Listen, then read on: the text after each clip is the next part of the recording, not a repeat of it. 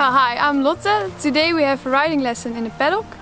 We learn the people how to ride free with the horses and to have respect for the horses as well. We work with a pressure release method. It's a free way but a consequent way to be a team with your horse.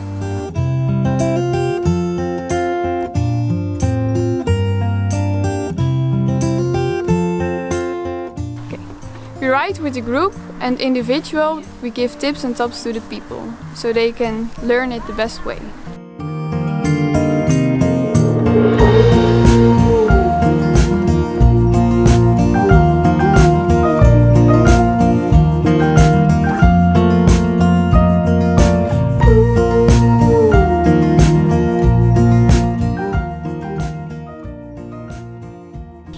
Today went great. We practiced mostly the steering with all the buy-ins and everything.